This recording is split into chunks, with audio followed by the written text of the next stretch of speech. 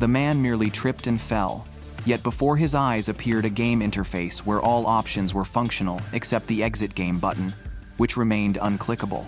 This made Shiro realize he was trapped in the game world. It turned out the newly released DLC for Elder Tale had caused countless players to become stuck in the game. Knowing staying idle wouldn't help, Shiro contacted his old friend through the friend list. Their reunion after years happened under such unexpected circumstances. Naotsugu hadn't played the game for 2 years but logged back in after hearing about the update, only to find himself trapped as well. Everything around them matched the game perfectly. Even the tactile sensations felt incredibly real, confirming this wasn't a dream. The two decided to gather information about this world together. Though their inventory and skills remained usable, Shiro insisted they avoid leaving town temporarily due to the unknown penalties for death. During their conversation, a rock fell from above, revealing Akatsuki, an assassin they had once partied with. To fit the cold, aloof image of an assassin, Akatsuki had chosen a tall male avatar, but the update made movement extremely cumbersome. She resolved to buy a character appearance change item from Shiro. After calm returned, a cute girl appeared before them. Grateful for Shiro saving her from distress, Akatsuki pledged loyalty as his master and swore to protect him at all costs. With a max-level assassin joining their party, their survival odds improved significantly. The next day, the three arrived in town and noticed the number of NPCs had increased. They were called the People of the Land, while the trapped players were referred to as adventurers. Seeing the variety of fruits and food, they suddenly remembered they hadn't eaten anything since arriving in the game world. Akatsuki had already bought her favorite dessert. Though the food looked delicious, it all tasted like plastic. Just then, a player contacted Shiro. Marie, the guildmaster of Crescent Moon Alliance, invited him to exchange game information. Upon entering the guild hall, everyone was impressed by Marie's unique perspective. Marie immediately rushed into Shiro's arms, her fiery personality fitting her role as a healer. After a brief conversation, Shiro learned about the current state of the game. The teleportation gates between cities had failed, causing many players to join large guilds. Due to the game update, monsters and quests were now completely different. Marie hoped Shiro would join her team, as the outside world was unstable, and having more allies meant greater security. However, Shiro, having been betrayed in a guild before, declined her offer. After everyone left, Shiro observed the bewildered players on the streets and decided to check the situation outside the beginner village at night. But as soon as they stepped out, they encountered a group of level 20 squirrels. Despite being level 90 players, they had just arrived in this game world and didn't know how to use their skills. Thus, the absurd scene of low-level monsters chasing max-level players unfolded. During the struggle, Akatsuki accidentally unleashed a powerful skill. Though she didn't know how it happened, Shiro seemed to suddenly understand. By locking onto a target and combining physical movement with incantations, skills could be activated. Due to a game update, hundreds of thousands of players were transported into the game world called Elder Tale. Unlike games where death in the game also means death in reality, in this world, each death results in respawning at a revival point, but at the cost of losing a portion of real-world memories. If a player dies a certain number of times, they will completely transform into a native inhabitant of the game. After several days of testing, Shiro and the others mastered the combat methods in this world. On their way back, Shiro noticed someone following them. At this point, Akatsuki suggested that she act as a scout ahead while also practicing her proficiency as a tracker. The tracker is one type of subclass in the world of Elder Tale. In addition to having a main class, players can also train in other subclasses. Each subclass has corresponding skills, such as the stealth movement Akatsuki was using at that moment. After the group separated, Shiro wore a worried expression due to the security issues Marie had mentioned. Although combat between adventurers is prohibited within cities, some players still engage in player killing in the wild to steal others' items and belongings. Since maps cannot be used outside the city now, the success rate of ambushes has greatly increased, and player killing in the wild has become increasingly common. Just as they arrived at the Healing Institute, Naotsugu suddenly fell into a magic trap. Although Shiro immediately freed him from the restraint, players who made a living through player killing in the wild also targeted them. Both sides instantly entered combat. Shiro first used a skill to lock onto their vision, and after confirming the enemy's positions, Naotsugu engaged in battle at the front. The enemies recognized Shiro as the core of the team and sent an assassin to ambush him. However, this was exactly what Shiro had anticipated. He used a mental bind to immobilize the assassin, while Naotsugu, following orders, activated a skill to briefly draw the aggro of surrounding enemies onto himself. As Naotsugu's HP continued to drop, the opponents believed they had secured victory. Unexpectedly, Shiro first cast a skill to immobilize them, then hypnotize their healer. Meanwhile, the hidden enemy was eliminated by Akatsuki. After a desperate and ugly struggle, Akatsuki decisively finished him off. Shiro realized that a world without rules only became more chaotic. At that moment, Marie called for backup, explaining that members of their guild were being bullied by local players in the northern city. Since the teleportation function was now disabled, she decided to lead a team to rescue them and asked Shiro to handle guild affairs in the meantime. Shiro hesitated again, as he truly wanted no further ties with the guild, and Marie's strength wasn't enough to escape unscathed. After discussion, Shiro decided to head to the northern city for the rescue mission. This is a player organization revered as legendary in the gaming world. Although the actual number of members is only 20, they conquered the most challenging monster dungeons through their exceptional operational skills. Shiro was once the supreme commander of this team. After agreeing to Marie's request for rescue, Shiro blew the beast summoning flute, and 2 griffins appeared before Akatsuki. She recognized these as rare items obtainable only by clearing high-difficulty dungeons. At Shiro's invitation, Akatsuki rode a flying mount for the first time. Soon after, the 3 embarked on a journey to the northern city. However, the distance was too vast, and with griffin mounts capable of flying only 4 hours per day, Shiro decided to take an underground tunnel to cross the strait. The scenery here was completely different from what they had seen on screens. The sensation of stepping onto ancient mine tracks made the 3 shudder with unease. Just then, countless monsters blocked their path. To avoid wasting time, Shiro and the others were forced to take an old, abandoned road. The group rested in a safe zone, eating tasteless food. Ever since being transported into the game world, any system provided pre-made meals tasted like wax to them. Only seasonings and fruits retained their original flavors. Suddenly, Marie contacted Shiro, revealing that she had already made contact with the rescue target. Under the protection of kind strangers, Sarara was currently safe. It turned out she had been hiding in someone else's house all this time. Unable to go outside, she passed the days by doing household chores, which also leveled up her subclass. The town they were in had a bully guild that not only targeted adventurers but also enslaved NPCs, and Sarara had caught the attention of its leader. Meanwhile, after resting, the Shiro team resumed their journey through the tunnel. As they reached the middle of a bridge, it suddenly collapsed, and Shiro fell from the bridge into the riverbed. Just as he was about to lose consciousness, memories of past in-game events began to surface.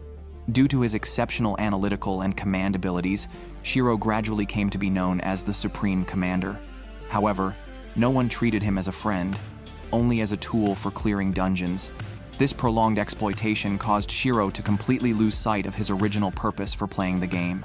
It wasn't until he encountered Debauchery Tea Party that he slowly rediscovered the true meaning of gaming.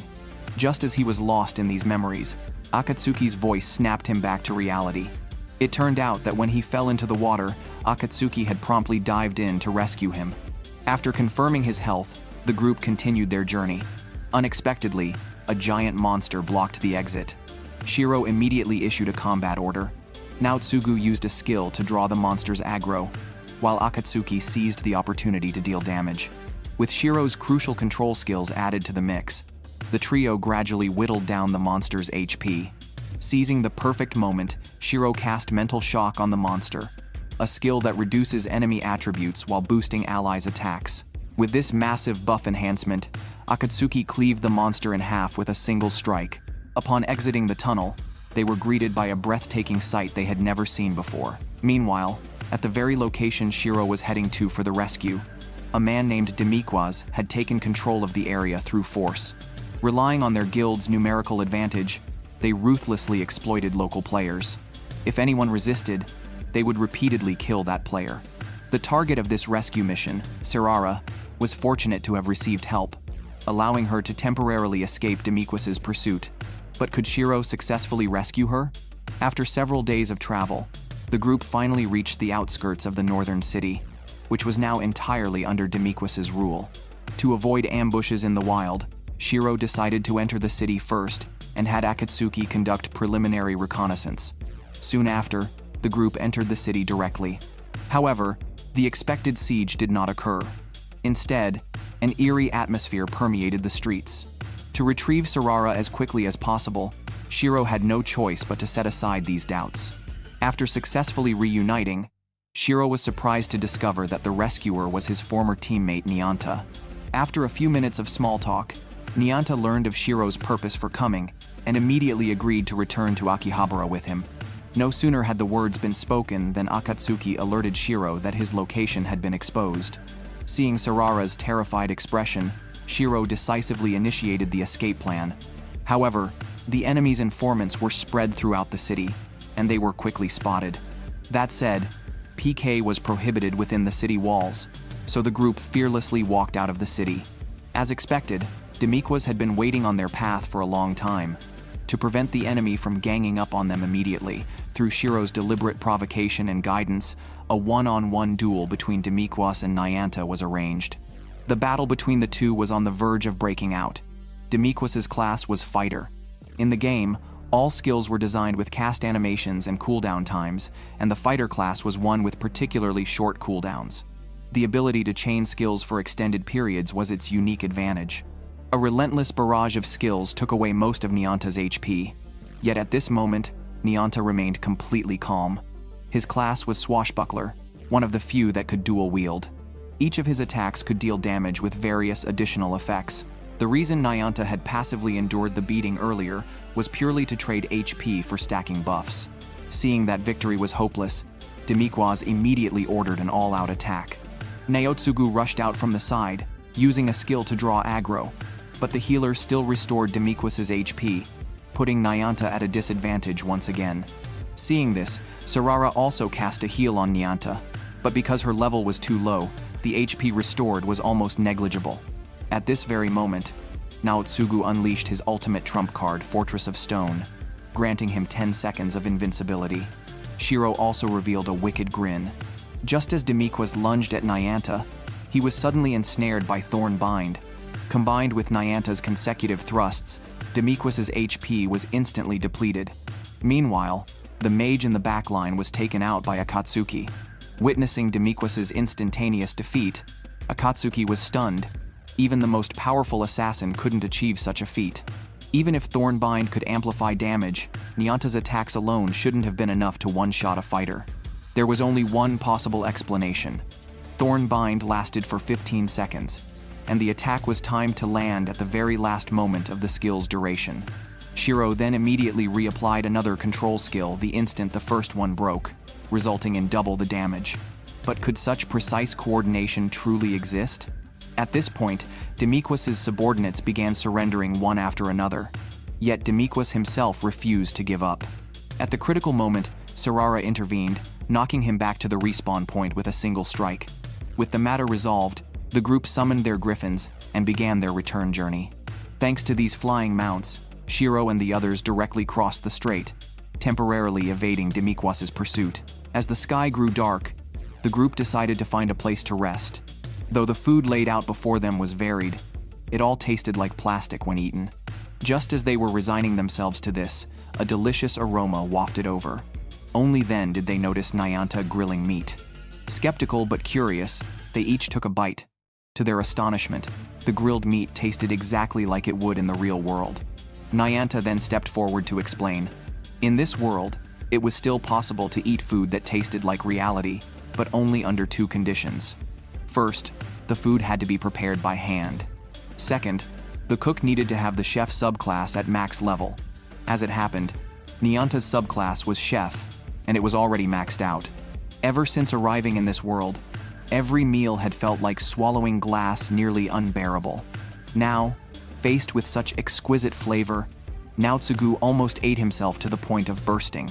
The next day, the group set out on their journey home again.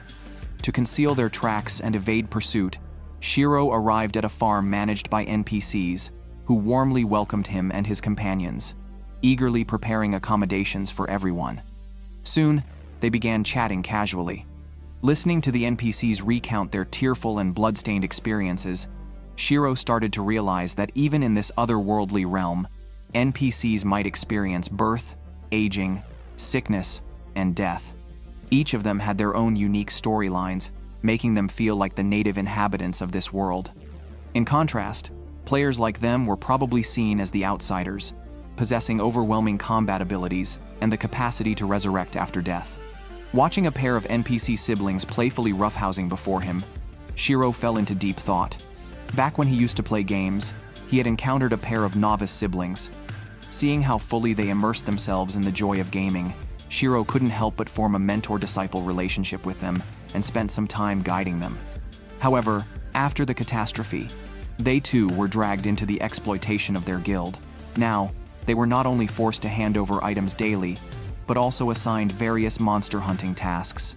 During one such mission, due to the vast level gap between the guild leader and the other members, all the monsters focused their aggression on the leader, causing the formation to collapse. Several teammates died as a result. Even though the boy knew it was the leader's poor decision, he dared not speak up, fearing even worse consequences. On the day Shiro and the others returned to Akihabara, the boy encountered Shiro again. Yet, after all that had happened, everything had changed. Noticing his predicament, would Shiro intervene? What exactly did this man request that left the two women utterly shocked?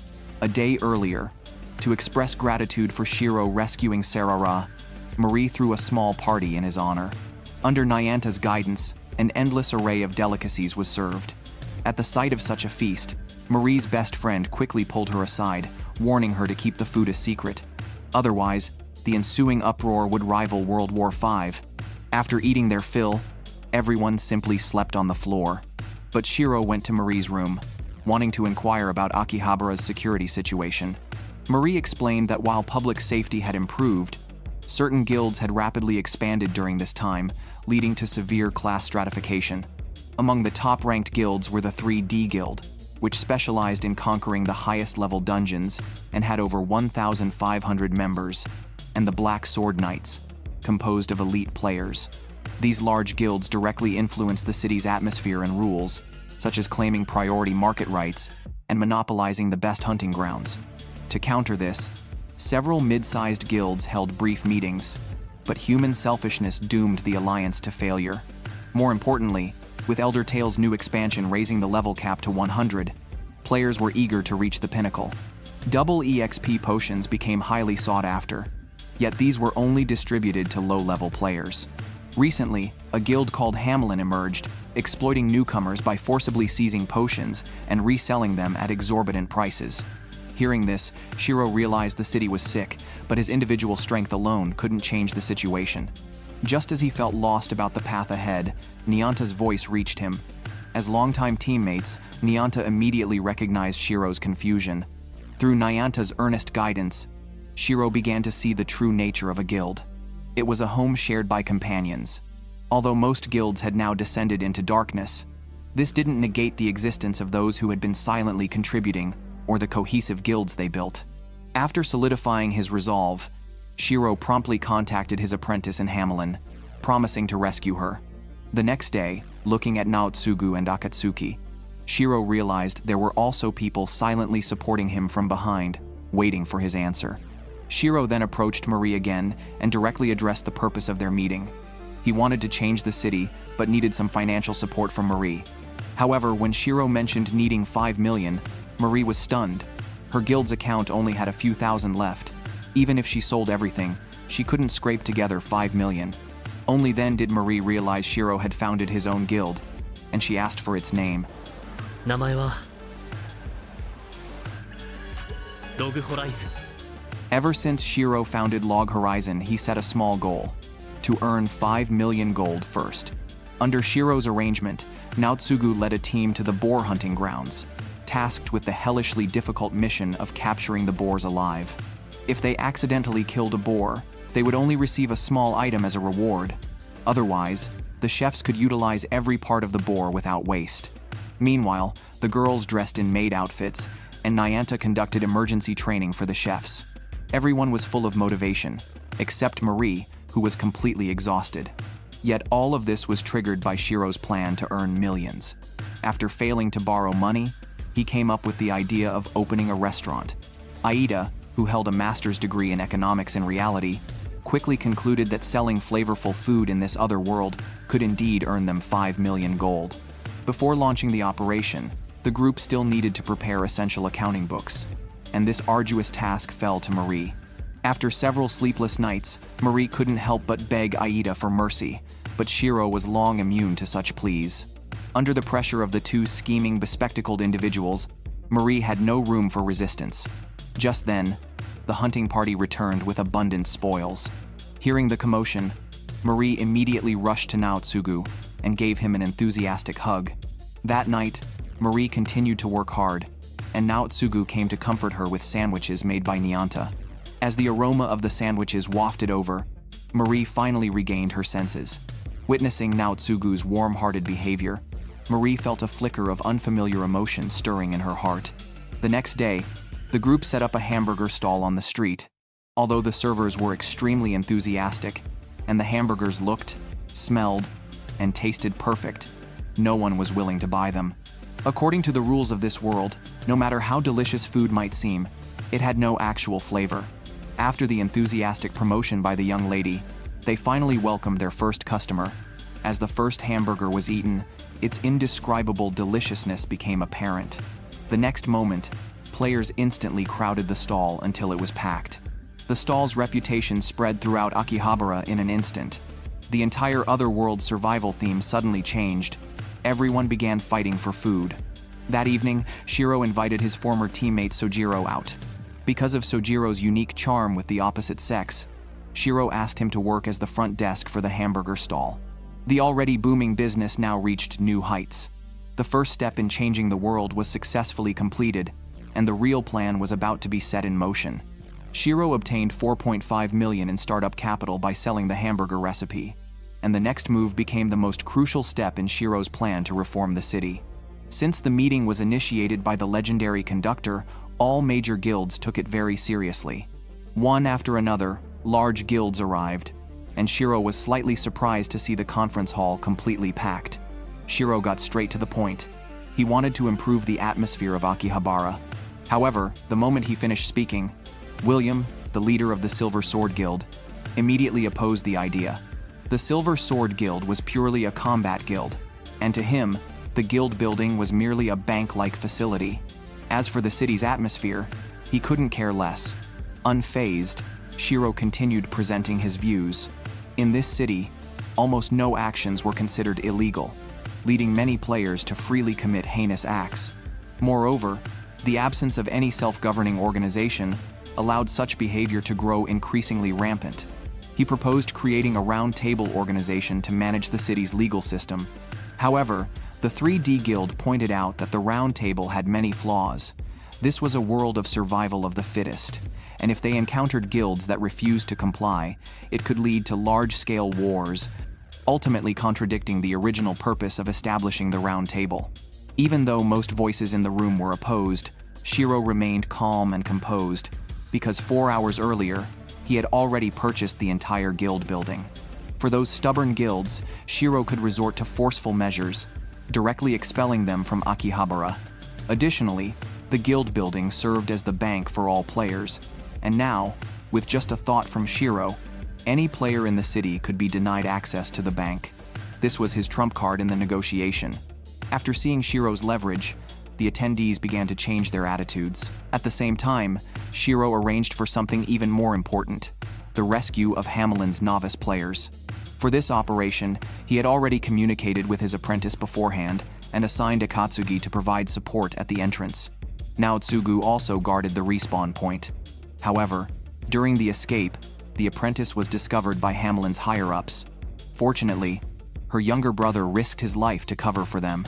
The moment the two managed to escape, the guild's gates were forcibly shut, trapping all of Hamelin's higher-ups inside the guild building.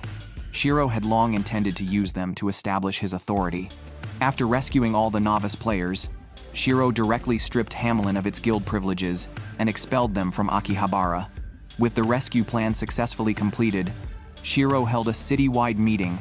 After his various persuasive efforts, everyone finally realized the necessity of establishing a Round Table Council. Then Shiro pointed out several fundamental policies of the Round Table. First and foremost was improving the city's atmosphere. The streets now looked utterly lifeless. To change this situation, he had already publicly shared the secrets of cooking food. Just as several combat guilds were exchanging puzzled glances, Michitaka, the leader of the production guild, announced that through the joint efforts of their guilds, they had successfully developed a steam engine that originally did not exist in this other world.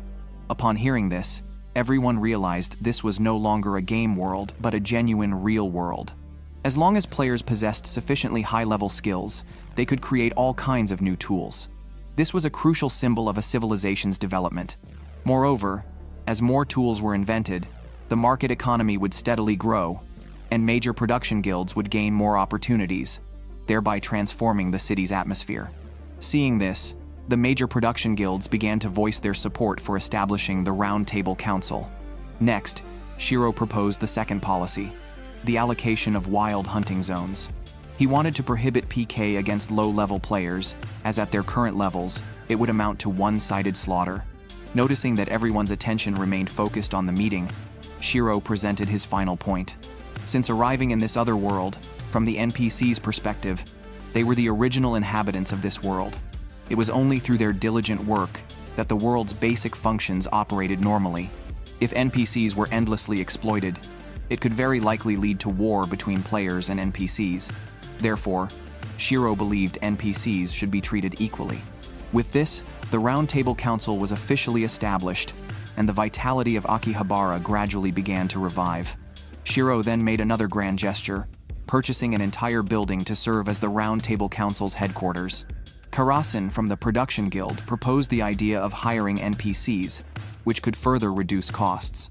However, Shiro had a vague feeling that some NPCs were secretly observing everything. Just then, Marie arrived with gifts to greet them. To their astonishment, the building, which had been in a shabby style just 2 days earlier, now looked as good as new. Upon inquiry, they learned that Michitaka from the Production Guild had stepped in to help. Everything was starting to improve. However, the current trade system had many flaws, with the first being the difficulty in calculating labor costs, making it impossible to set reasonable prices. At the same time, Nayanta encountered Shiro's apprentices, who wanted to join Log Horizon but felt insecure due to their low levels. Yet, upon learning of their intentions, Shiro decisively welcomed them. A man stayed up for over 40 consecutive nights just to utilize his production skills in this other world and create various tools that originally did not exist in this world. Just as he was about to die from exhaustion, Marie pulled Shiro back to reality. It turned out Marie wanted to take everyone to the beach during summer, but Aita was unhappy about it. Marie was one of the representatives of the Round Table Council. How could she just focus on playing all day? Seeing Marie's dejected expression, Shiro immediately came up with a win-win solution. Gather players below level 40-inch the city and lead them to the beach for training in the name of the Round Table. This would not only help novices level up quickly but also allow Marie to visit the beach. The next day, as everyone prepared to head to the training site, a group dressed like outsiders caught their attention. After the leader introduced them, Shiro learned they were an NPC organization formed by the region, and they had come hoping to gain adventurers' support in the future. They then extended an invitation to the Round Table Council for a royal ball. Krusty from the 3D Guild was extremely anxious, fearing it might trigger a large-scale war between the two sides. However, based on Shiro's analysis, NPCs would not actively provoke players, and in terms of both level and combat power, NPCs were far from being a match for the players. Later, the Round Table Council discussed the ball, but everyone stubbornly refused to attend for various reasons. After multiple discussions, Shiro was ultimately chosen as the attendee, and he also dragged Krusty and Michitaka along with him. The group went to the event together. Sometime later, Marie led the novices to the training site, and after brief adjustments, the training plan was about to begin. Meanwhile, after over a month of arduous travel, Shiro finally arrived at the royal palace. The group was received by Kevin, the secretary of the opposing alliance. Unlike Shiro and his companion's awkwardness, Krusty possessed an extremely high level of social sophistication and effortlessly handled various business-related flattery questions. At this moment, the observant Shiro began to notice that the surrounding NPCs seemed to harbor considerable hostility. It appeared this ball trip wouldn't be as simple as expected. At the same time, Marie finally fulfilled her small wish of going to the beach with everyone. However, this seemingly peaceful scene might just be the calm before the storm. In the world of Elder Tale, most dungeons are occupied by low-level monsters, while some high-level dungeons contain powerful monsters with high intelligence. Therefore, conquering dungeons requires a high level of teamwork, and this training camp is specifically designed to address this. Based on different classes, novice players are divided into several groups, and each group must hold a strategy meeting before tackling a dungeon. Shiro's 2 apprentices were placed in the same group. During the initial self-introductions, the warlock Kode appeared confident and even complained about Minori's low level, though he himself was only level 23. Later, the group prepared for the strategy meeting, but before Minori could finalize the formation, the 2 main damage dealers rushed into the dungeon. As newcomers around level 20, they had no understanding of formations, and the low defense mage even took the lead. Riding on their high morale, Minori's team started off smoothly, defeating several skeleton monsters in a row. Kode began to grow arrogant, constantly using skills to provoke the monsters, which eventually drew too much aggro and completely disrupted the team's formation.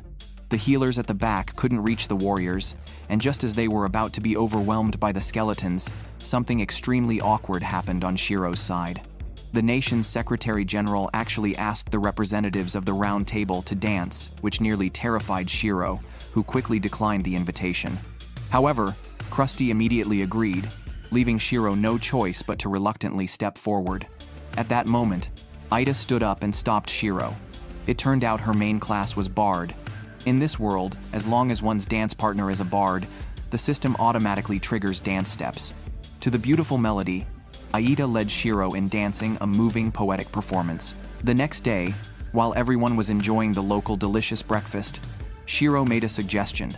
According to the intelligence from the Secretary General yesterday, this ball would last at least half a month, and afterward, lords from various regions would also attend.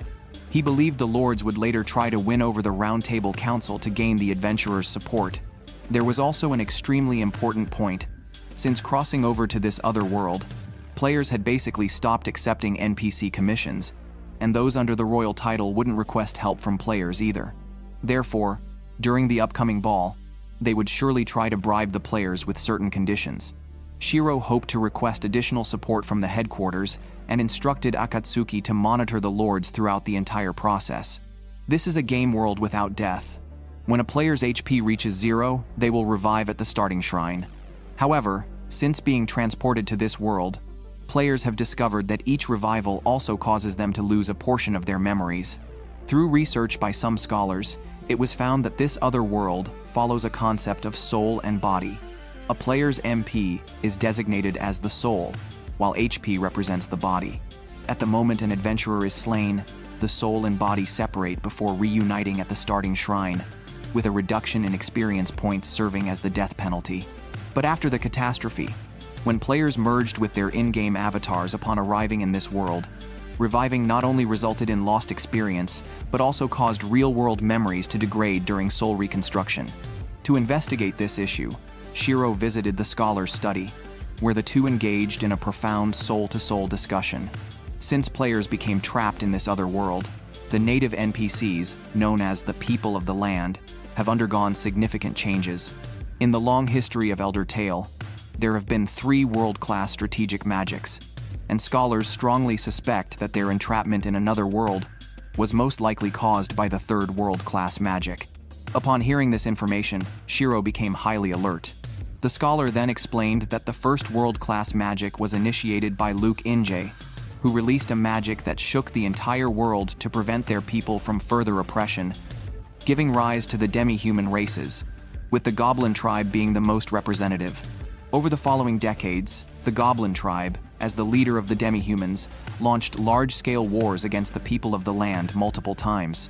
Leveraging their ability to resurrect, The demi-human races directly employed human wave tactics, repeatedly inciting wars, which resulted in a sharp decline in the native NPC population. To quell the conflict, the people of the land used a long-forbidden magic to create an extremely powerful species, but they couldn't withstand the sheer number of goblins and still couldn't reverse the tide of battle. Ultimately, the people of the land, driven to desperation, unleashed the second world-class magic, and it was at that time that adventurers began to appear. Therefore, Shiro had strong reason to suspect that the release of the second world-class magic coincided with the launch of Elder Tale, and he began to suspect that this might all be part of a grand conspiracy. The next day, the group exchanged intelligence as usual, but Shiro chose to conceal the secret about death. If word got out that death would cause memory loss, it could cause turmoil throughout Akihabara and even the entire world. Meanwhile, the rookies' training camp was nearing its end. During this period, Minori's team had been defeated by skeleton monsters 100 times, yet they still couldn't clear the dungeon. To find a fundamental solution, she decided to temporarily stop entering the dungeon until she fully understood her teammates. Minori held another meeting, where each member gave an extremely detailed self-introduction to ensure mutual understanding, including their class playstyles and skill characteristics. These seemingly minor details were actually the key to determining the team's potential. Afterward, the group prepared to challenge the labyrinth again. Following the prearranged battle formation, the samurai stood at the front line, using skills to draw the monster's aggro, while the others stayed behind.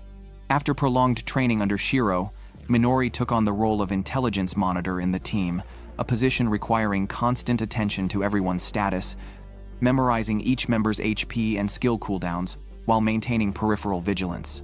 The samurai then activated Challenge Domain, successfully controlling all the monsters, allowing the rear line to unleash a combined skill. The amplified attack magic instantly annihilated all the skeletons. Through their united efforts, they finally achieved their first victory.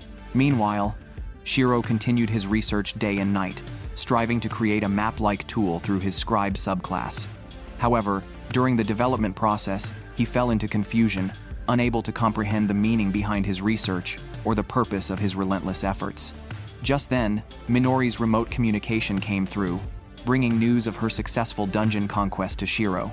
Moreover, under Shiro's guidance, their team's cohesion had grown stronger. Unbeknownst to her, these few words completely enlightened Shiro.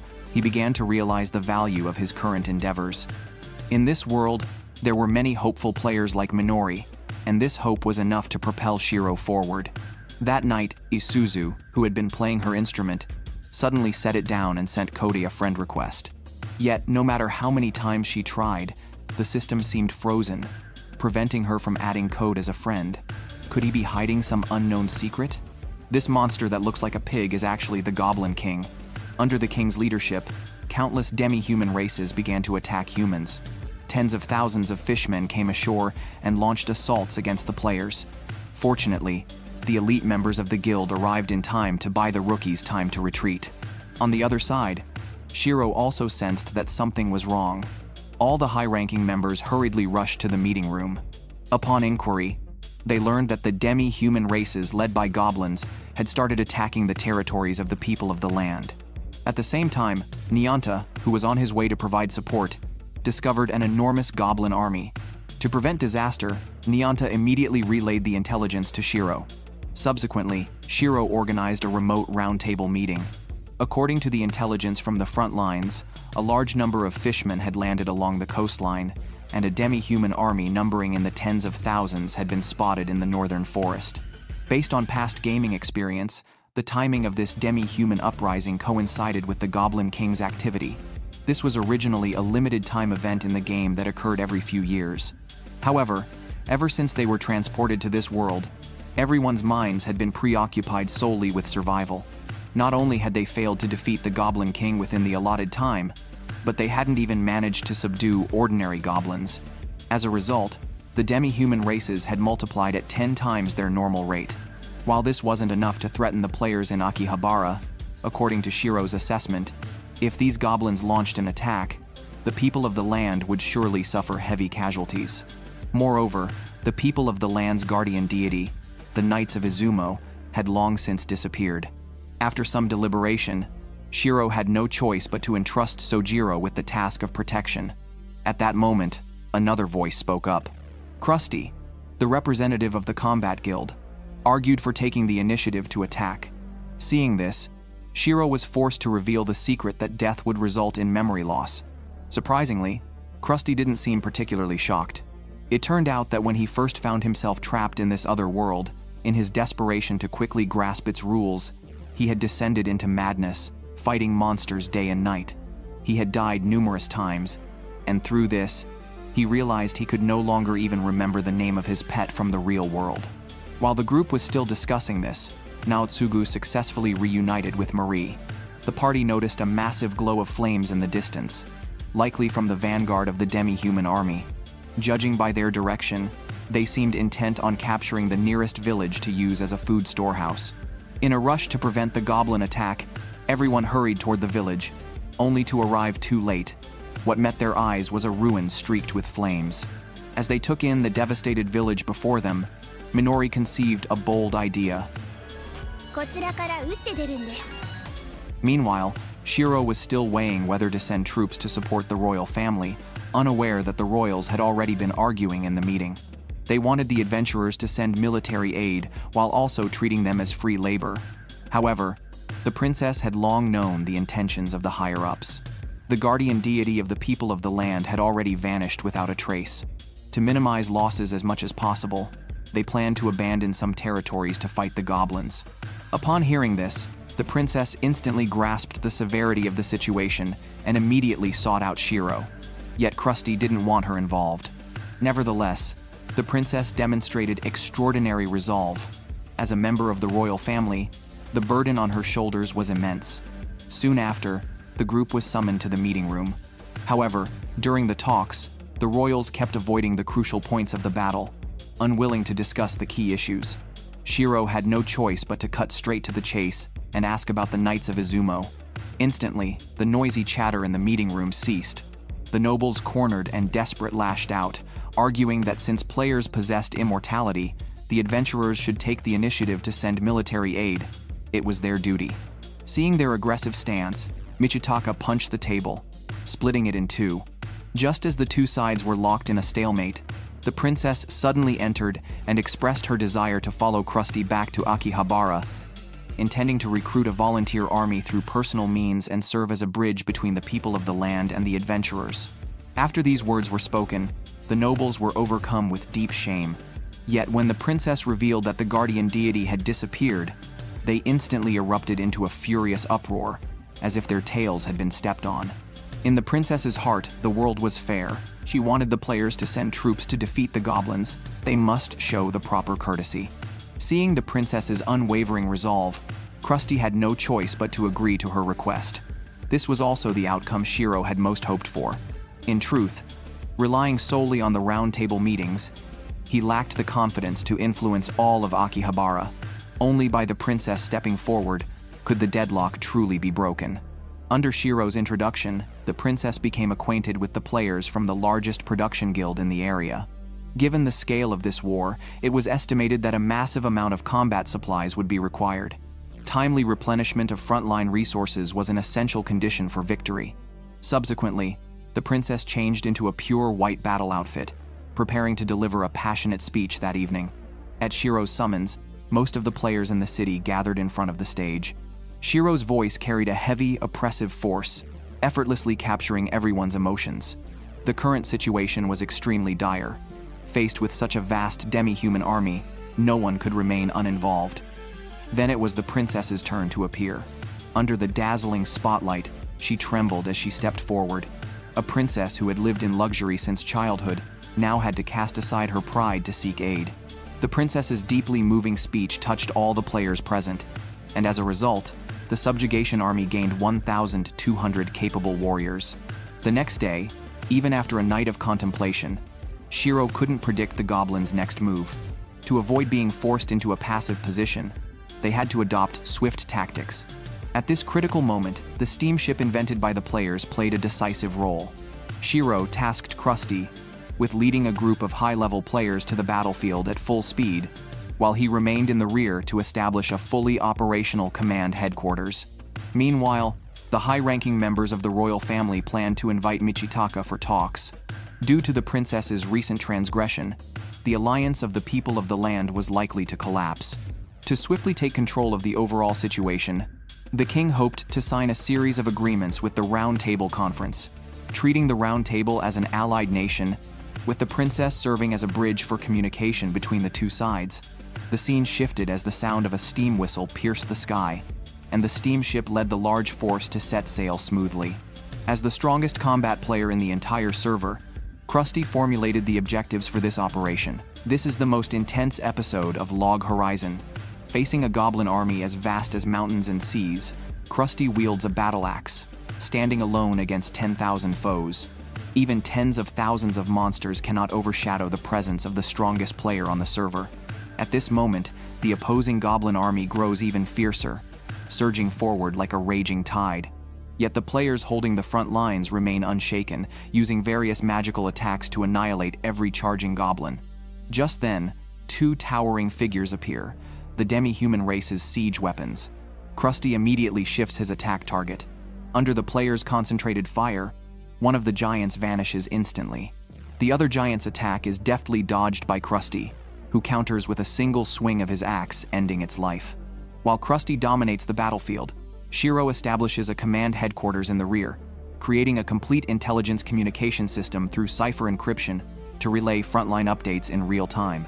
Though the situation seems favorable, with Krusty's forces successfully forming an encirclement, Shiro remains deeply concerned about the town in the rear.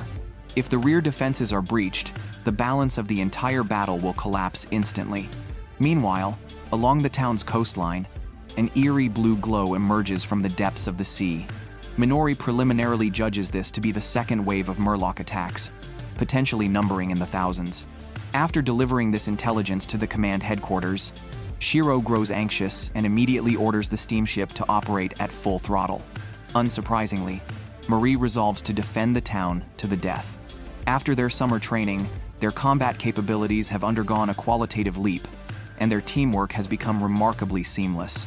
All of this stems from Shiro's direct disciple, Minori, whose tactics and thinking follow in Shiro's footsteps. While acting as the commander in group battles, she meticulously tracks each member's skill usage. Through proper coordination, they can defeat their enemies at the lowest cost. Just as they were about to end the battle, torrential rain began to pour from the sky, followed by the appearance of two Wolf Kings, whose levels far surpassed those of the group. Faced with the immense level gap, the advantage Minori had previously established vanished instantly, and the entire team's formation was easily broken. Tuya's HP began to drop rapidly, and even with the entire team focusing their healing on him, the inevitable defeat could not be reversed. In 10 seconds, Tuya's HP would be depleted, and they were powerless to stop it. At that moment, Code rushed forward, directly pulling Tuya from the Wolf King's jaws, then sacrificed his own life to unleash the most dazzling magic, perishing together with the Wolf King. By the time the group reached Kode's side, he was already on the verge of death. Despite repeatedly casting revival magic, Kode showed no response. It was then that Isuzu revealed Code's secret. He was a person of the land, making revival magic ineffective on him. Just as the group was on the brink of despair, Minori dialed Shiro's phone. This is the episode where Shiro ascends to godhood. Looking at the dying person of the land, Kode, Shiro used forbidden tier magic to break the laws of the entire alternate world, forcibly pulling Kode back from the hands of death and turning him into an immortal adventurer. Just moments ago, the helpless Minori called Shiro on the phone, desperately pleading for his help. After learning the full story, Shiro immediately dropped everything and flew to the town at the fastest speed he had ever achieved in his life. Then Minori reported the specific situation. The moment Kode suffered a fatal injury, they had cast revival magic multiple times. Although Kode's pulse began to strengthen, there were no signs of him regaining consciousness. In this alternate world, there are two spiritual forces that drive players: the soul as MP and the body as HP. When a player is near death, the soul separates from the body. When the physical form completely dissipates, the spirit loses its dwelling place. And this is the stage at which the people of the land die. This is an inherent law. For adventurers, their souls and bodies reconnect at the Resurrection Shrine. To save Kode, It would require casting magic that could alter the very laws of the world. By the time Shiro arrived at Minori's side, Kode had already lost all vital signs. Considering the upcoming magic would cause upheaval, Shiro first made everyone swear to keep it a secret, then cast the enchanter's unique skill, Mana Siphon, absorbing the entire party's MP and redirecting it to a fixed target. A player's consciousness resides in their soul, so the first step to revive Kode was to restore his MP. The second step was to establish a new connection between soul and body. Shiro pulled out an incense burner from his backpack, a rare in-game item capable of temporarily reviving any deceased creature as a zombie. Using this, he could forcibly reconnect the soul and body. As soon as he finished speaking, Kode slowly opened his eyes. Shiro breathed a sigh of relief, proving the scholar's theory was feasible. Next, he produced a prepared contract, a type of magic that didn't exist in Elder Tale, similar in principle to cooking or crafting tools. Handmade items in this world could create new things. Leveraging his max-level scribe subclass and top-tier materials, he crafted this contract. Once both parties signed it, Kode would become affiliated with Log Horizon, gaining access to guild resources and adventurer status. Though Shiro didn't know the consequences of using this magic, it was the only way to break the deadlock.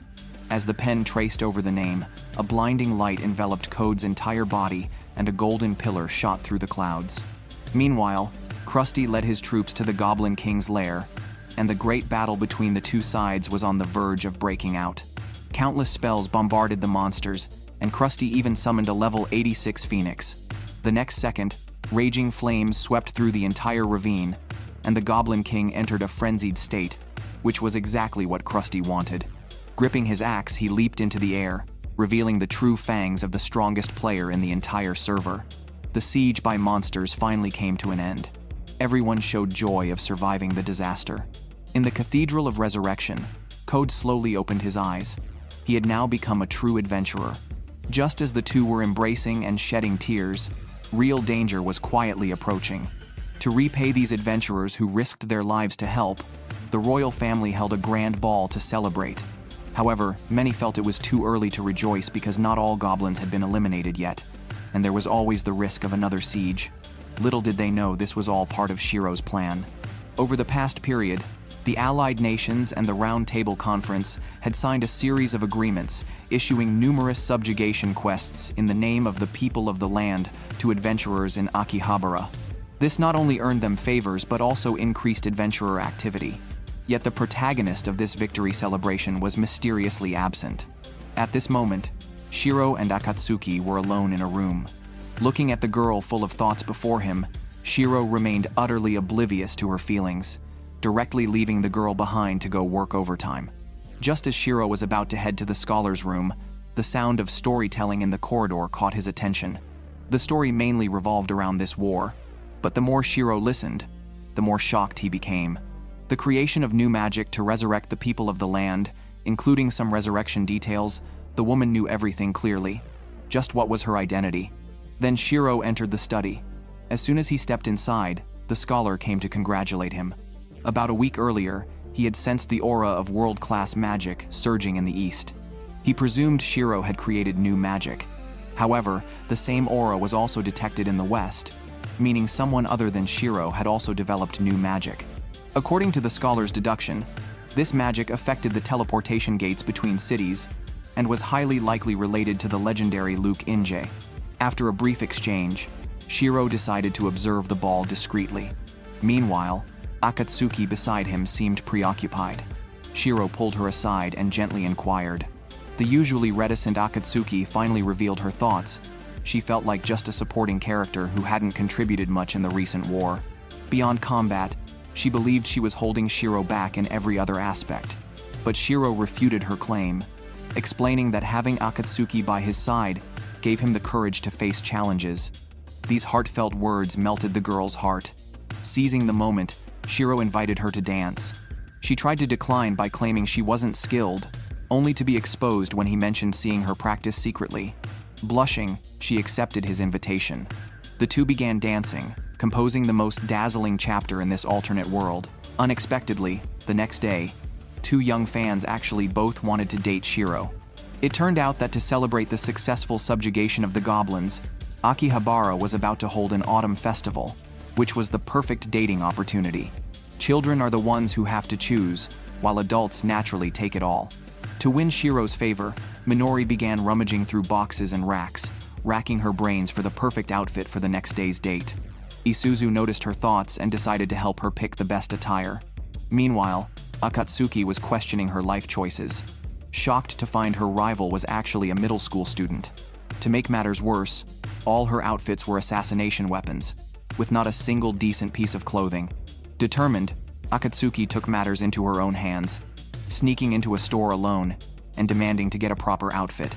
On the day of the date, Shiro arrived punctually with the two girls. Surrounded by couples, Shiro openly started a harem right then and there. Even worse, the two girls began taking turns feeding Shiro, making onlookers so jealous they could have torn him apart on the spot. In the end, Shiro ended up stuffed like an otaku. To help him digest, Minori left to buy stomach-soothing tea, and Shiro didn't return to normal until evening. Lying on a chair, he pondered how to interact with his guild members. Unexpectedly, Akatsuki secretly followed him and, taking advantage of the empty surroundings, began stroking Shiro's head. Unfortunately, this intimate scene was witnessed by Minori, who couldn't believe her eyes and ran away in tears, unwilling to accept that the person she liked was being taken away. Just then, Tuya happened to pass by, and seeing his sister so distraught, offered her counseling. After their talk, Minori came to terms with it. After all, she was still young and had plenty of chances to pursue Shiro. The next day, Akatsuki made a bold move by deliberately wearing a new hair accessory, hoping Shiro would praise her. However, Shiro was so engrossed in his work that he didn't even glance at her, which infuriated Akatsuki and drove her away. Meanwhile, Minori trained even harder, choosing the same subclass as Shiro as an apprentice and diligently working on transcribing statistical records for the event venue. With so many people attending the festival, this was a great training opportunity for Minori. Yet, the lively atmosphere wasn't entirely positive, as troublemaking NPCs soon appeared. A noble NPC caused a scene in the tavern, spewing vulgar language that upset everyone. Just as a fight was about to break out, Nayanta stepped in just in time to prevent the conflict. Elsewhere, Shiro, who was out shopping, encountered trouble when a Western NPC started picking a fight in a clothing store. Shiro tried to mediate, but the NPC suddenly threw a punch at him. Shiro responded by unleashing an intense killing intent, successfully scaring the NPC away. However, the people of the land around them began provoking disputes. Shiro suspected someone was deliberately orchestrating these incidents to sabotage Akihabara. He attempted to find clues in these conflicts, but discovered the perpetrators had no concrete plan. They were simply causing chaos aimlessly, acting completely unpredictably. Even Shiro was left at a loss this time. Although he knew the opponent's intentions, he had no way to counter them. Just as Shiro was struggling with how to deal with these unreasonable enemies, he ran into Sojiro and the group of fangirls following him. This gave Shiro an idea. He decided to use his female fans to pull off a big stunt. He was going to fight magic with magic. Soon, this cunning plan took effect, and conflict incidents rapidly decreased. It turned out Shiro had employed a honey trap, having his fangirls patrol everywhere. With these lovely fangirls around, even the people of the land NPCs felt too embarrassed to cause trouble. Meanwhile, the princess was hosting a banquet when the Western NPC merchant Malvis showed up uninvited and demanded a personal audience with her. As soon as he spoke, he began making sarcastic remarks, first mocking the city as trash, then sneering at the nobles for attending the same banquet as commoners. The princess knew he was trouble but was too intimidated to retort. The pervert then grew bolder, not only making the princess pour wine for him, but also secretly sniffing her hair, which nearly provoked the surrounding guests to violence. The princess tried to defuse the situation, but Malv suddenly claimed he had brought 500 tons of seafood tribute and needed massive storage space. Just as the princess was about to arrange it, Malvis declared he had already submitted a prior request, yet it hadn't been processed. He then openly ridiculed the princess, leaving her speechless. At this critical moment, Shiro arrived at the banquet and immediately saw through the scheme. Malvis was using trade as a pretext to sabotage the celebration. Accompanying Shiro were the Oceanic Guild's leader and Krusty, instantly bolstering the princess's confidence. Shiro declared this was all the princess's fault, inciting public discontent. Then, Krusty stepped forward with a forged application letter, claiming the Round Table had only just received the request. Malves was stunned, as he had never sent any application. Still, he insisted on immediate storage. Unexpectedly, while the Round Table's warehouses were full, the Oceanic Guild's storage had more than enough capacity. Panicking, Malves grew flustered, prompting Krusty to question the authenticity of his seafood cargo. With his lie exposed, Malves had no choice but to flee in disgrace. After resolving the matter, they formally invited the princess to the evening party. Meanwhile, Shiro went backstage and calmly ate noodles, as he had taken on the role of the villain, making it inappropriate for him to approach the princess again. Minori, however, was deeply puzzled. Why would he deliberately make people dislike him?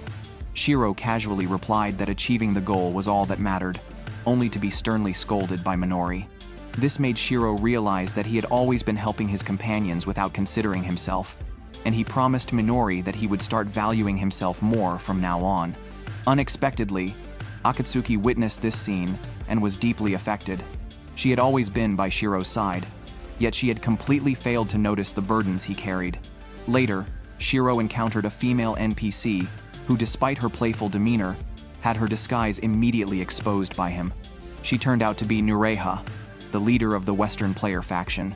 After being transported to this world, she had manipulated local NPC nobles, used their wealth to purchase the Resurrection Shrine, and forced all adventurers to join her guild, establishing herself as the region's ruler.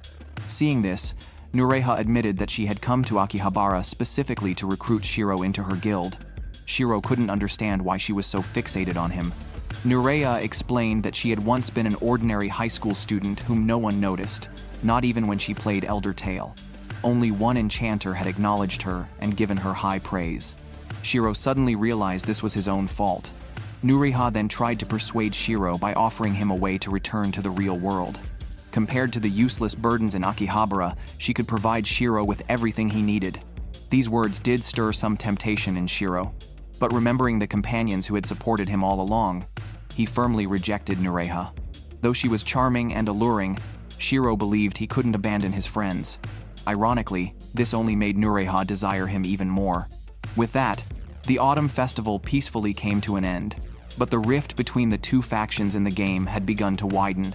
The challenges facing Shiro and his group were only just beginning. The man merely updated the game he was playing and found himself transported into the online game's world. Even more absurdly, there were hundreds of thousands of other players who had also been transported. While other transported players were struggling for survival, Chinese players actually created NPCs with automated gold farming programs.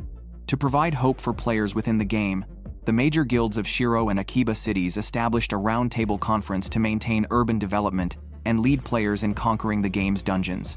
Furthermore, they collaborated with the NPCs of the game world to explore its depths. This is the content of the second season. Those who haven't watched the first season can access it through the pop-up video link for a better viewing experience. Several months have passed since the adventurers were trapped in the game world Elder Tale. The once chaotic city of Akiba has grown increasingly prosperous under the governance of the Round Table. After helping the native inhabitants of the game world deal with the attacks by goblin activities, the players have become even closer to the NPCs known as the People of the Land. Even the NPC Princess Rhaenysia has stayed in Akiba as an ambassador for exchange. Although the economy appears to be improving on the surface, the Round Table, as the autonomous governing body of Akiba, is burdened with a massive financial strain. This is because after Shiro purchased the guild hall, to prevent others from following his example and buying ownership of public facilities to use as leverage, the Round Table spent all its budget to buy all the important facilities in Akiba. However, these purchases are not one-time expenses. A monthly management fee of 10 million must be paid for these facilities. This expenditure is a significant weakness, and if discovered by the Western faction controlled by Nureha, it would undoubtedly cause more trouble.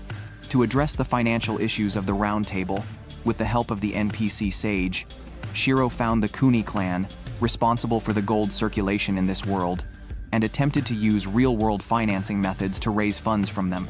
Although their leader, Kinjo, holds great respect for Shiro, he still refused. The banks in this world only serve to store gold for adventurers and have no tradition of lending money to others, a rule passed down from their ancestors that cannot be changed. Failing to negotiate effectively with Kinjo, Shiro had no choice but to threaten the source of their funds, stating that if the Kune clan could not provide the gold, he would lead the adventurers to take it themselves. Kinjo remained unfazed, declaring that to obtain the money, they would first have to conquer a 24-player large-scale team dungeon. Realizing that further negotiation was futile, Shiro decided to consult with his companions. He planned to leave the city, and to prevent spies from gathering intelligence, he could not disclose the purpose of the mission. Even the members accompanying him could not be chosen from Akiba. Akatsuki was assigned to protect Rhaenesia, while Shiro, along with Naotsugu and the Sage, headed to the northern city to recruit more people. Naotsugu and the Sage searched the streets for a long time before finally encountering a level 92 cute priestess named Tetora. She called herself the Star of the Priest World, and immediately clung to Naotsugu. Impressed by her skills, Naotsugu decided to recruit her as a teammate. Unbeknownst to him, this girl was actually a cross-dresser, just like Akatsuki, except she was a male player's female character. It turned out that as the game continued to influence the transported players, adventurers with different genders gradually had their voices change, and the game map's size also became closer to real-world dimensions. The effects of the transportation event were still ongoing. Meanwhile, Shiro negotiated with the leader of the Silver Sword Fighters Guild, asking him to join in conquering a large-scale team dungeon. The area was filled with level 90+ monsters, and only experienced adventurers could pioneer it, which perfectly aligned with the guild's purpose. The Silver Sword leader immediately agreed. At that moment, Demiquoise, whom Shiro had defeated before showed up, grabbed Shiro by the collar to settle their previous score, only to be scolded by the Silver Sword leader, who wouldn't tolerate threats to his allies. To make matters worse, Tetora walked in at that moment, claiming Demiquoise had reformed and even married an NPC as his wife, creating an extremely awkward atmosphere. Under the leadership of the Silver Sword Guild leader, a 24-member raiding team was formed, divided into 4 squads of 6 players each. While clearing dungeon minions, they familiarized themselves with each other's skills and combat styles. The first group consisted mainly of tanks, responsible for drawing enemy aggro, while the second group mopped up stragglers to create output space for the third group's damage dealers. The fourth group handled battlefield surveillance. Even if members died, they would respawn at the dungeon entrance. During this process, Demiquoise ignored teamwork and charged into the minion horde to vent his frustration. Just as he was in danger, he suddenly gained a beneficial buff. It turned out Shiro had been managing the overall situation to prevent a total team wipe. When facing the raid boss, the standard strategy involved tanks pulling aggro in the front, while priests in the rear applied damage reduction skills. Unexpectedly, the boss unleashed an ultimate move, launching a massive area of effect attack that ignored aggro and knocked out 10 players in one blow. Yet the boss only lost 10% HP. As the boss grew stronger with decreasing HP, 2 such attacks wiped the team, forcing them to retreat to the dungeon entrance. Large-scale raid dungeons were this brutal, requiring repeated trial and error through failures and wipes to memorize the boss's ultimate timing. Fortunately, Shiro calculated the boss's cooldown, timing the ultimate's release perfectly for priests to remove debuffs from teammates, then capitalizing on the skill's downtime to deal massive damage. They finally defeated the first boss, though it was the easiest one. Monsters grew progressively harder, and equipment wore down constantly, making repairs and resource resupply major headaches.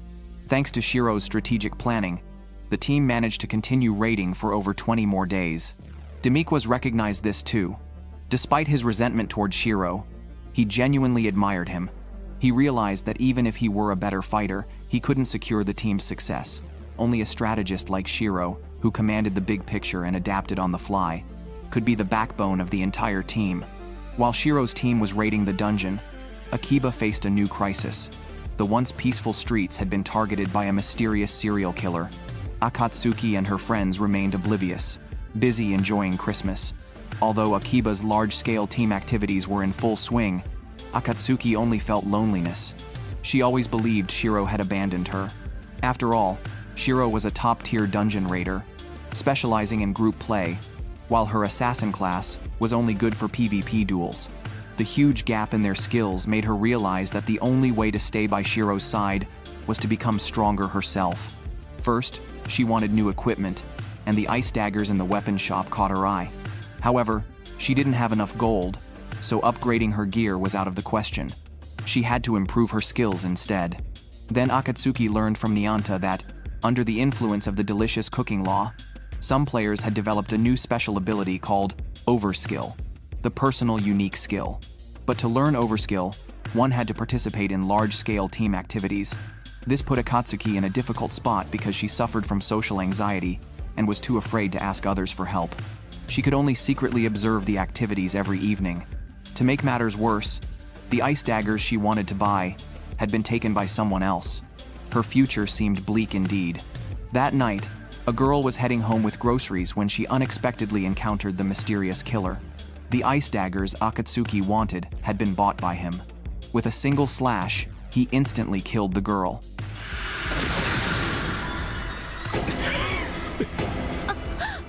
The next day, rumors of the killer spread throughout Akiba.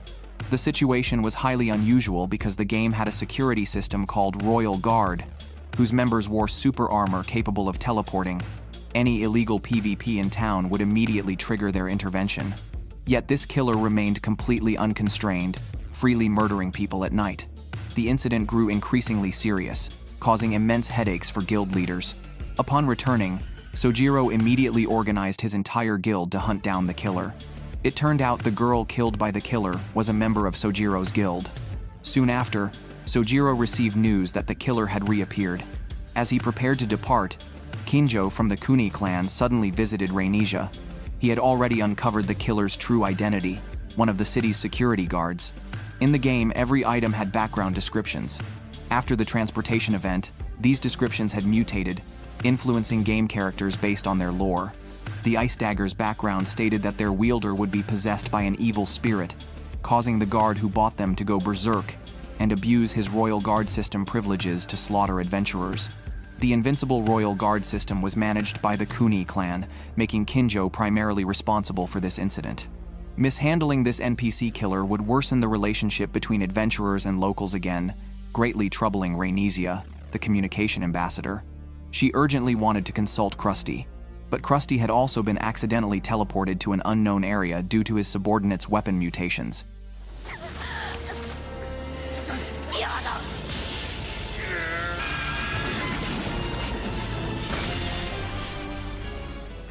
Just as Rainisia felt isolated and helpless, Akatsuki, who had been secretly protecting her, learned of everything and joined the hunt for the killer. The players suffered greatly at this moment. The Royal Guard's equipment was beyond what ordinary players could handle. Just in time, Sojiro arrived and activated his unique skill. With the ability to predict the future, he barely managed to block the killer's attack. At the critical moment, Akatsuki joined the battle, unleashing a combo that briefly suppressed the killer. However, the killer, relying on his character stats, countered with a single slash that overwhelmed Akatsuki. The team had no choice but to retreat first, with the two of them buying time. During this fierce battle, Sojiro revealed the true secret to awakening Overskill to Akatsuki. It was continuous self-reflection in training, which would eventually lead to the realization of one's unique skill. Yet even after Sojiro was defeated, Akatsuki still failed to awaken Overskill. With one final strike, she too fell victim to the killer's blade. Meanwhile, Shiro's team encountered a new boss, the Black Armor. This guy had extremely high defense and could deal massive damage with his weapon, making melee attacks completely ineffective. The raiding party had to test the boss's ultimate cooldown again and time their healing to survive each wave of damage, allowing damage dealers to strike when the opportunity arose. Unexpectedly, the boss unleashed his ultimate without warning, instantly scattering the player's formation. The Silver Sword Guildmaster quickly reorganized the team, barely maintaining the fight. To everyone's shock, the boss shattered his black armor and entered Phase 2, with the armor fragments turning into minions. The frontline warriors discovered that killing these minions restored the boss's HP, returning him to his initial form. This mechanic was incredibly frustrating. Just as everyone was struggling, the worst happened. The boss room's door suddenly opened, revealing a blue giant boss and a red dragon boss. Under the combined attacks of the three bosses, the raiding party was instantly wiped out. Shiro experienced his first death since crossing over. He then recalled memories from his childhood. His parents, too busy with work to care for him, had made Shiro gradually withdrawn and mature. He had almost no interaction with peers and was used to keeping secrets to himself, shouldering everything alone. This was what led to the team's defeat. Had he been more open, the outcome might have been different. By the time Shiro regained his senses, his soul had already reached the moon. It turned out that all players would ascend to the moon in soul form before reviving. This was the official preset test server, the lunar server located in the Sea of Tranquility. At the same time, the fallen Akatsuki also saw memories from her real life. She had always lacked confidence in her relationships, instinctively avoiding communication with others. Ultimately, her attempts to escape had failed. Almost simultaneously, the two who had fallen met on the moon. They stood by the shore for a moment, watching as fragments of their memories flowed into the sea. The sea before them was made entirely of memory fragments, proving that death truly caused amnesia. By the tranquil shore, the two finally had a heart-to-heart conversation. Neither of them had given their full effort to do what they could. They were both essentially running away. But failure didn't mean giving up. They could always start over again. After acknowledging their immaturity, their consciousnesses were teleported back to their respective revival points. When Akatsuki awoke in the shrine, she found her companions gathered around her, warmly inquiring about her condition. For the first time, she was able to communicate openly with them, asking for their help in mastering the technique to obtain overskill. She honestly admitted that she could never defeat the killer alone, only by relying on everyone's strength could they win. Rhaenysia then shared the killer's intel with the group. They discussed their battle strategy and deduced that the killer grew stronger the more players were around. They decided to block off the streets at night and organize a large-scale team raid, fighting in groups of 2 or 3, using a kiting tactic to wear him down. As dusk fell, the patrol teams began their rounds. Soon, Akatsuki encountered the killer, launching a poison slash that inflicted a continuous HP-draining debuff. When the killer delivered a full-power strike, she blocked it with a priest's shield. The next squad then attacked, allowing Akatsuki to rest. Through repeated relay battles, the killer found himself in a tough spot. He activated the Royal Guard system's teleportation ability to quickly eliminate Akatsuki. Fortunately, her teammates summoned a stone golem in time to take the hit, giving Akatsuki a chance to recover her HP. After training hard with everyone and fighting this desperate battle, Akatsuki finally awakened her overskill. She instantly suppressed the killer with her unique skill, Shadow Clone Technique. However, just as she landed the hit, the killer froze her dagger and reduced her to near death in one strike. In this dire moment, the blacksmith threw out his best blade, allowing Akatsuki to finish off the demon wielding the ice sword. The weapon had only one passive effect. It could damage the opponent's weapon durability.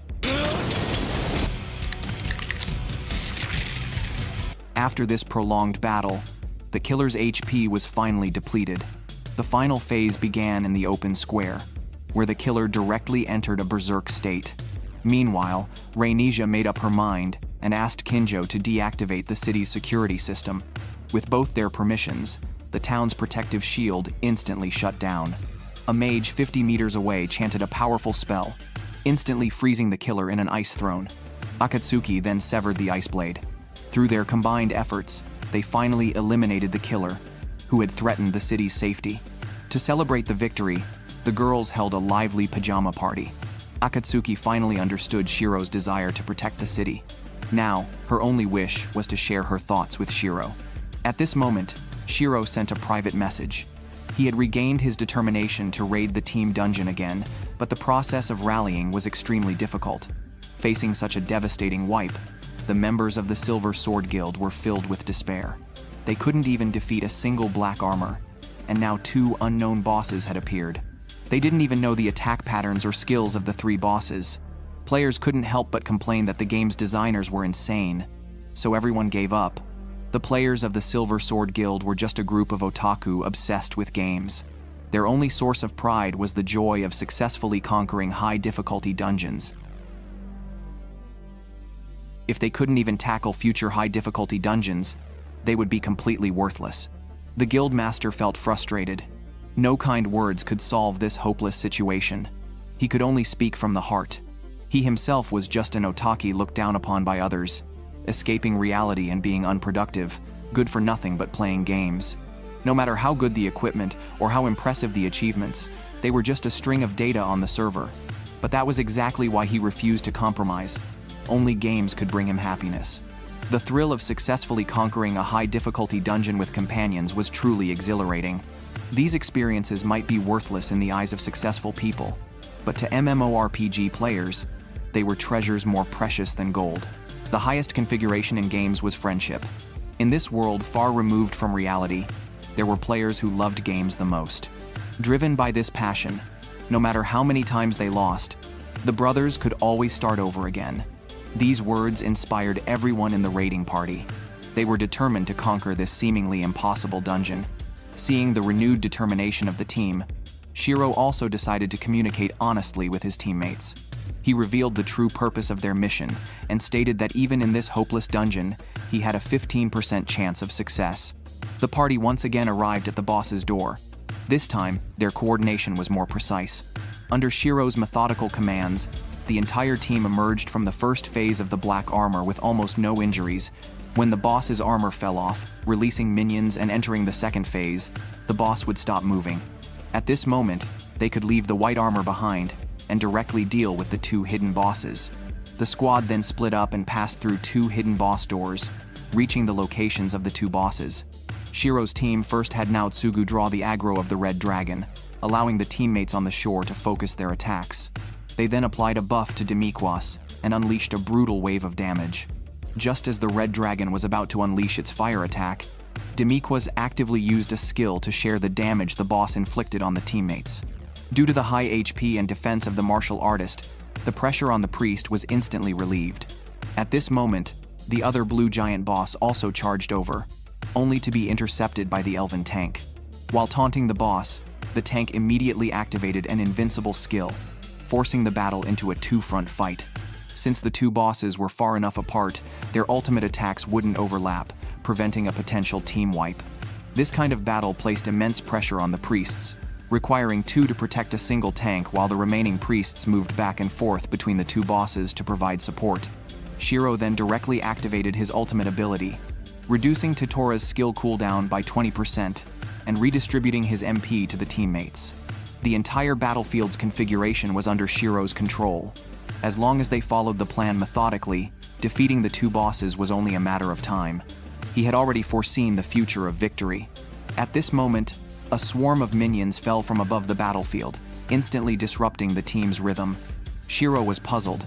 No one was attacking the armor boss. Without taking damage, the boss couldn't summon minions. Shiro deduced that the black armor was deliberately damaging itself to summon the minions, then having the minions attack it in a snowballing effect, constantly spawning more. Now, they had to use a kiting tactic to lure the minions away from the battlefield, or they would be wiped out immediately. Demiquas activated, his skill broke through the encirclement and dragged Shiro into chaotic movement.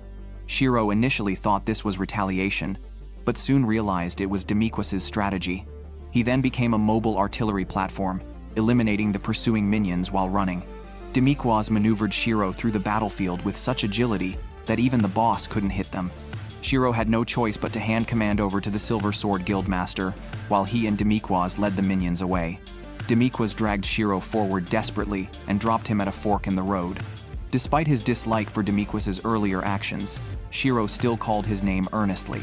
Though Demiquas grumbled about it, he pushed Shiro toward the hidden door, luring the minions away alone. Behind that door lay Shiro's destination, the Kuni clan's Golden Vortex, where Kinjo had been waiting for a long time. This is where all the gold in the Japanese server is born and returns. The gold is distributed to various monsters and dungeons, meaning the Kunie clan provides gold to the monsters. This secret must never be revealed to the NPCs, or the Kuni clan will become the target of everyone's anger. That's why they have always adhered to secrecy and never interfered in other matters. After Shiro swore to keep the secret, Kinjo said he could take as much gold as he wanted, but he mustn't spend it recklessly. The power of this money could even destroy the world. Hearing this, Shiro revealed his true purpose, stating that he wasn't taking the money for himself. Instead, He wanted to buy all the public facilities and land in the Japanese server, then transfer ownership back to the Japanese server through a contract. As long as the contract was destroyed, the transfer would become permanent. This would prevent enemies from maliciously occupying important areas and solve the Round Table's financial problems. Now that the Round Table's power was established, there was no need to use public facilities as leverage. Shiro also wanted the Kuni clan to finance the purchase of all unclaimed areas in the Japanese server, then return them to the server. Meanwhile, the Silver Sword Guild systematically defeated 3 bosses, uncovering a mountain of gold treasure. The Guildmaster planted the Silver Sword's flag at the site and erected a monument engraved with the names of all the team members, ensuring their names would be forever remembered. The expedition was a double celebration, and everyone gathered to celebrate. Before parting, the Silver Sword Guildmaster finally asked Shiro to add him as a friend. The sage chose to stay in the northern city to study the urban portal issue. Demiquas went back and bragged about saving Shiro, while Tetora followed Shiro and officially joined his guild, Log Horizon. However, she planned to keep her true identity as a man a secret from Naotsugu for now. Shiro and the others returned to Akiba. They saw Tetora holding Naotsugu's hand, which made Marielle unhappy. It seemed another love triangle was brewing. Akatsuki then approached Shiro, and the two simultaneously recalled the scene of watching the moonlit ocean together, both feeling embarrassed. However, after going through this ordeal, Shiro could confirm that everyone had grown. Not long after their return, Akiba celebrated its annual Valentine's Day. During this time, NPCs would sell Kononia fruits. Eating these fruits and using them in cooking would reveal the eater's true love. Upon hearing this, Sarara quickly excused herself, not realizing Nayanta had seen through everything.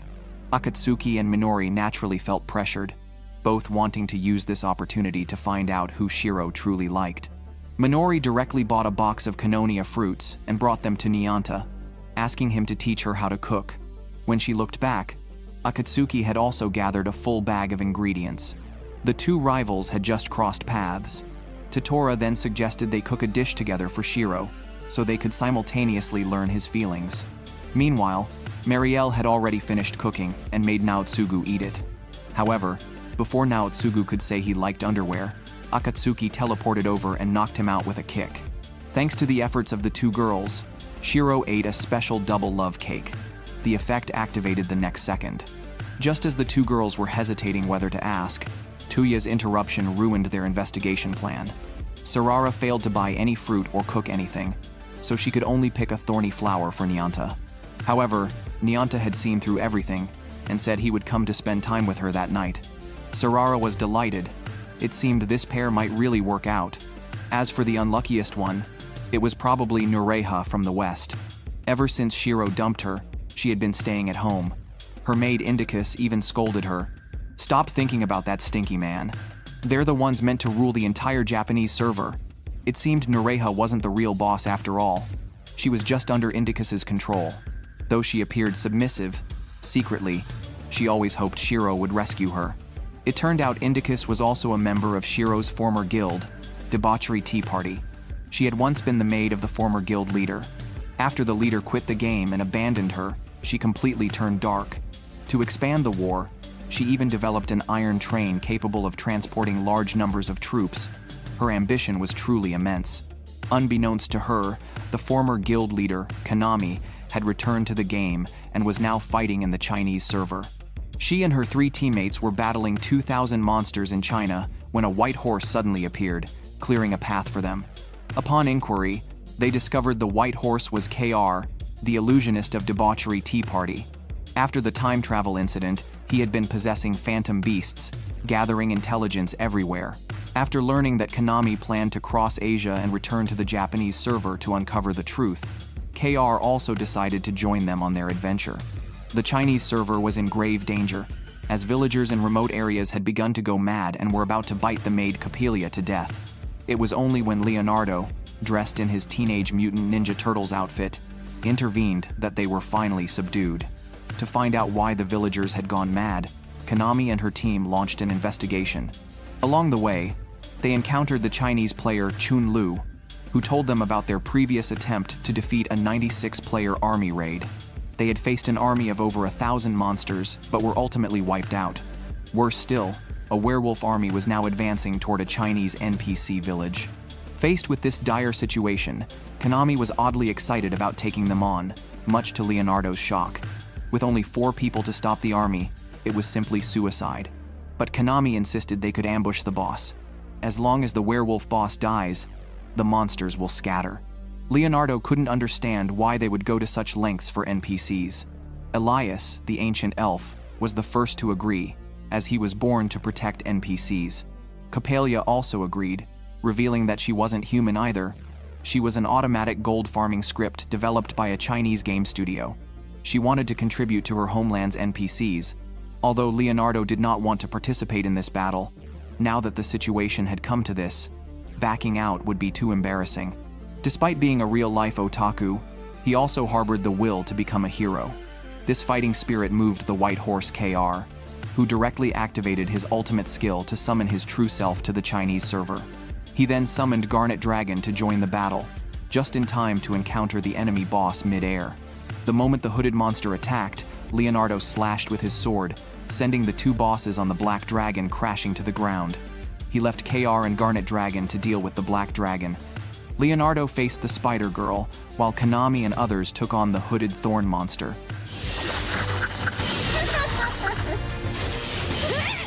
Leonardo used the parallel plan to link his attacks and instantly killed the Spider Girl with his Ninja Turtle sword techniques. On Konami's side, Elias drew the monster's aggro, but unexpectedly, the Thorn monster also had a mental attack that paralyzed Elias. This forced Konami to use her overskill ultimate to instantly kill the Thorn monster. However, it seemed she would still need some time to reach the Japanese server. During this period, Akiba finally enjoyed a peaceful time. Seizing the opportunity, Shiro decided to have the new players collect materials for magic bags to prepare for higher levels later. This would also serve as a training experience for them. Early the next morning, the rookie group packed their belongings and then went to a vehicle shop to pick a good one for the journey. Tuya thought the armored vehicle would be perfect, but the price was far beyond what they, as rookies, could afford. Finally, they chose a decent quality carriage and set off. For them, this marked the true beginning of their independent journey. Minori and the others headed west toward Minami City, but they had barely traveled halfway when the horses suddenly broke free and ran away. It turned out they had exceeded the summoning time for mounts, causing them to strike. Now, they could only travel a short distance each day, taking several extra days to reach the next lodging spot. Along the way, they earned travel money by performing songs, eventually arriving in a monster-infested area. There, they encountered 2 NPCs being chased by ghouls. The rookie team immediately intervened, swiftly defeating several ghouls. Just as they finished off the last one, they were surrounded by a group of ghost-type monsters. The ghosts were immune to physical attacks and dealt devastating damage. In this critical moment, a mysterious figure summoned a holy angel, who obliterated all the ghosts with divine light. Minori asked the stranger's name. She introduced herself as Ro 2, a summoner and a vampire. Because she was a vampire, she could only hide in the carriage during the day. Minori thought Ro 2 looked exactly like Shiro, but Ro 2 just smiled without saying anything. In truth, she was another persona of Shiro, one that had inexplicably gained self-awareness and traveled from the moon to the Japanese server. Since her destination was also Minami City, she decided to travel with Minori and the others for a while. Meanwhile, Nureha sneaked out and disguised herself as an NPC. She hid inside a damaged carriage to pretend to bump into Minori and the others, seizing the opportunity to travel with them to Minami City. After some conversation, Nureha saw through that they had been sent out by Shiro for training, so she once again hatched a wicked plan. At that moment, the night adventurer team of Minami City happened to pass by. Astonishingly, they had built a mobile shrine and carried it with them, allowing instant resurrection in battle. However, the side effect of repeated deaths made the entire team look like zombies. Nureha's constant fake smile made Tuya feel she was hypocritical, forcing a smile despite not liking to laugh. Just as the atmosphere turned awkward, the sky suddenly darkened. Minori looked up to see countless wyverns approaching. Tuya quickly moved to stand by his sister. To avoid dragging NPCs into the fight, they decided to lure the monsters outside the city for battle. Surprisingly, the NPCs remained unusually calm, fully believing the night adventurer team would turn the tide. The night's fighting scene stunned Tuya and the others. These adventurers weren't just fearless, they seemed to be begging for death, acting like complete maniacs. Just then, Row 2 finally arrived. Far from being frightened, she found the scene amusing because the knights would contribute their memories and emotions upon death, and the faster they died, the more they contributed. This mindset was something Tuya could not accept. At the same time, Mizufa, an NPC under the Nureha Guild, took advantage of the chaos. She even used a forbidden technique, operating a steel train to transform NPCs' consciousness into undead spirits and sent them to attack the knights. This way, the NPCs could gain experience and grow stronger. Mizufa mocked the knights, saying creatures who couldn't die didn't deserve to talk about war. Under the attacks from both groups of monsters, the knights were stuck in a cycle of being killed and resurrecting. Tuya and Sarara could no longer stand by and stepped in to help. The knight leader finally lost his patience, deciding to drag the wyverns into the NPC town for battle, determined to win at any cost. Seeing this, Tuya immediately confronted him, but the leader ignored him. To everyone's surprise, Tuya blocked his path, insisting this world was just as real as any other and should be cherished, not treating NPCs as mere sacrifices. The leader, however, was already tired of this other world. He had just gotten married in the real world when he was dragged to this place, now living with severe depression. For him, death was the only way to glimpse memories of reality. Tuya fought back with all his might, revealing that in the real world, he had been in a car accident that left him unable to walk. He relied on his sister Minori for care every day, forcing a smile through it all. To him, the real world was worse than death, while the crossing had given him a new life. Because Tuya knew how painful a negative existence could be, he refused to let the knights live like zombies. The two clashed violently over their opposing views, while Row 2 watched with great interest. This made Minori suspicious of her identity, so she directly asked who she really was. But Row 2 dismissed the question, saying it didn't matter, she just wanted to be friends with them. Row 2 had been hiding everything. Minori stopped questioning her. She introduced herself as Shiro's student and believed Row 2 was their older sister. This remark deeply moved Row 2, who then summoned a blue Pegasus to carry Minori into battle. Meanwhile, Nureha was also touched by Tuya's words. She felt responsible for the destruction of the NPC city due to her negligence. She decided to drop the act, ordering her subordinates to help eliminate the monsters and terminate the current strategic operation. At the same time, Nyanta arrived at the scene, riding a griffin onto the steel train. With an enchanted dual-wielding technique, he swiftly defeated a group of ghosts. Seeing this, Mizufa chose to engage personally. Despite being only level 68, she dominated Nyanta in close combat, forcing Nyanta to unleash his ultimate move. At the decisive moment, the move was blocked by a swordsman Kazuhiko, the powerhouse of debauchery Tea Party. He had just received Nureha's order to halt the operation immediately. Hearing this, Mizufa had no choice but to retreat. Nyanta still wanted to understand Kazuhiko's intentions, but he refused to explain further. After defeating Nyanta, he slashed through the train, severing it. Nyanta did not pursue him, sensing there must be more to the story. Finally, Row 2 reached the main battlefield, revealing her trump card, the Sword Maiden, one of the princesses of the nation. As her fingers lightly plucked the strings, the monster army was instantly obliterated.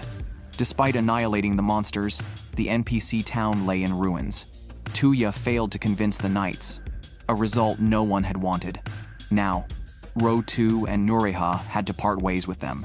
Before parting ways, Row 2 handed Minori a letter to deliver to Shiro. However, Shiro was facing new troubles at that moment. The Honesty Guild, which had joined the Round Table, had taken in a large number of adventurers who struggled to adapt to society after crossing over. These individuals did nothing every day, creating a huge wealth gap compared to those who had adapted, leading to rejection and disdain from mainstream adventurers. The leader of the Honesty Guild then demanded fair distribution, proposing that the Round Table enforce policies to forcibly take wealth from the rich and give it to the poor, while also freely sharing newly invented recipes. The idea was that those who had prospered first would help the less fortunate. However, this proposal would make the entire Akiba bear the cost of these problems, which angered other guilds. They had worked hard on their research, and now they were expected to hand over their achievements for free. Why should they reward those who did nothing? The two sides argued endlessly in the meeting, reaching no conclusion. This put immense pressure on Shiro. If the Round Table made a unilateral decision, it would cause widespread dissatisfaction and could even collapse Akiba.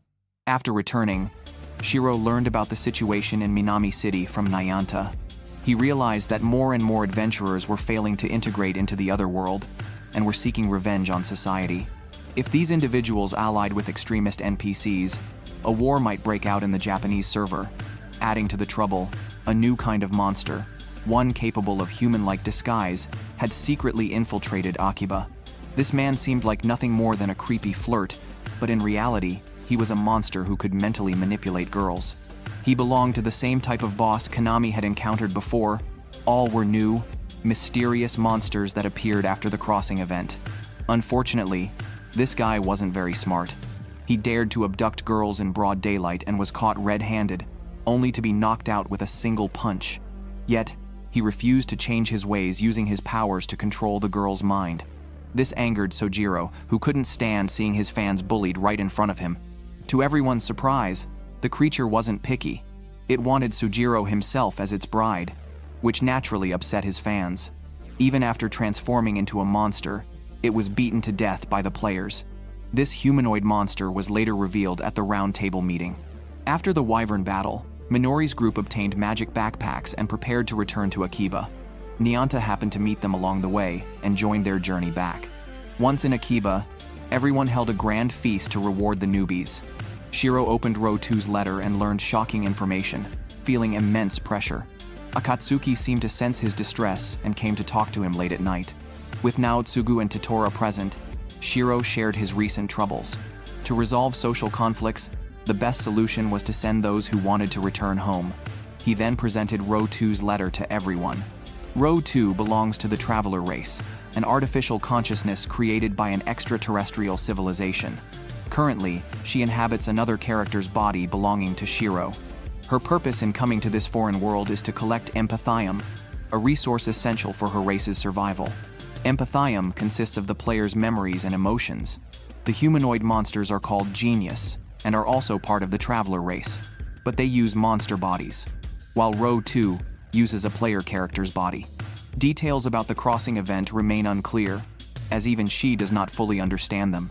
However, players may attempt to contact the Traveler organization on the moon, where there might be a way to return home. All the clues now connect. To uncover the truth and resolve these troubles, exploring the moon's server becomes necessary. Meanwhile, Rainesia's brother arrived in Akiba and trained with the Black Swordsman Order under the Round Table, preparing to become the next heir. On the day of the heir's announcement, NPC nobles from Minami City sent assassins to poison him. Fortunately, Black Swordsman Isaac intervened in time, preventing the tragedy.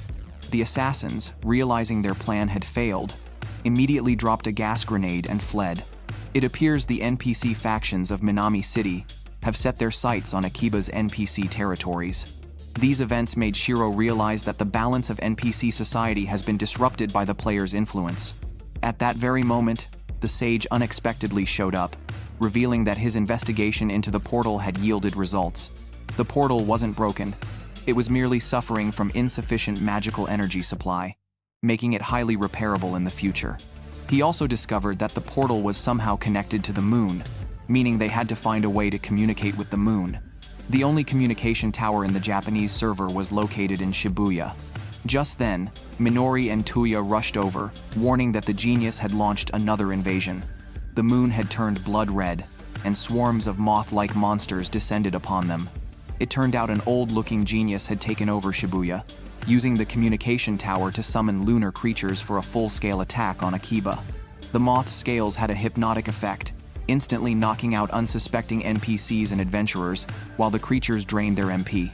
Facing this dire situation, the Round Table immediately convened an emergency meeting and sent Sojiro to investigate Shibuya.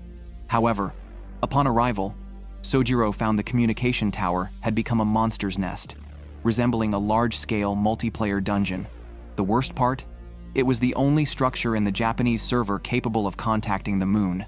If destroyed, the lunar communication plan would be ruined. Shiro, under immense pressure, organized a counterattack. But with most of the team unconscious, the selected members were of uneven skill. Lacking intel and plagued by hesitation, Shiro's on-the-spot command faltered. Even worse than Minori's, teammates openly criticized his poor leadership.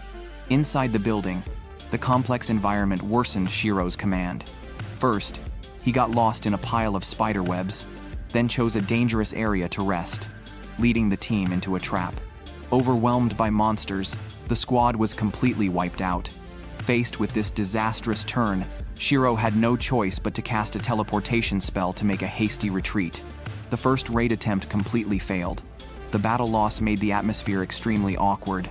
Henrietta noticed Shiro's hesitation and slapped him to wake him up. Minori also told Shiro not to take all the blame on himself. After everyone's encouragement, Shiro finally realized his mistake and began rethinking the strategy. He boldly declared he would take on both the communication tower and the dungeon simultaneously. The raid resumed. Since these moths fed on magic, Shiro first used magic redistribution to evenly redistribute everyone's MP. He then gathered all the monsters and pulled them forward, allowing the damage dealers to unleash their full power. Under the massive area of effect attacks, the swarm of moths was completely wiped out. Next came the melee rabbit monsters. Through Akatsuki and Sojiro's fierce fighting, they carved out a path for everyone. The group finally reached the boss.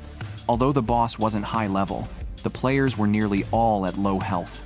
Shiro tried to communicate with the boss, but the boss immediately cast a massive summoning spell, bringing in an endless wave of moths. Just as the entire Japanese server was about to face a major crisis, Shiro used thorn magic to interrupt the boss's spell at the last moment. The boss then entered Phase 2. Shiro directed Sojiro to block the boss's attacks, while Totoro timed her ultimate heal perfectly for the team. They gradually wore down the boss's health, forcing it into Phase 3. When the boss charged up an energy beam attack, the frontline tank surprisingly blocked it. Under Shiro's command, each teammate took turns attacking in an orderly fashion, finally suppressing the boss. In the end, with Shiro's double thorn magic, the boss was defeated. The unconscious victims also woke up. On the other side, the sage had also filled the receiving device with incantations, successfully activating the communication device. The device transmitted a voice, but the owner was not from the moon. It was Konami from the Chinese server. Shiro was stunned, never expecting that the online friend he used to chat and farm materials with had already been a mother for over 3 years. This remark left Shiro feeling uneasy, and he vowed to find a way to send Konami back. Surprisingly, Konami didn't seem to care. Instead, she wanted to bring her child to this other world to play, as the scenery here was so beautiful. This gave Shiro a new idea. If the two worlds could be connected for free travel, that would be ideal. The two agreed to meet again when this mission was accomplished. Konami also mentioned that Krusty, who had been teleported away by her subordinate's weapon, was right beside her. So that guy had crossed over to the Chinese server. Just as Shiro wanted to continue the conversation, the communication device's lifespan ran out, ending the conversation. Meanwhile, Plant Hyaden, led by Nureha, had a new plan. Since the Genius incident was so serious, they decided to seek peace negotiations with the Round Table first. On another front, Row 2 had solo cleared the Ruins Island dungeon, and even found a rocket on the island, suggesting a way to reach the moon. Shiro and his companions finally saw a glimmer of hope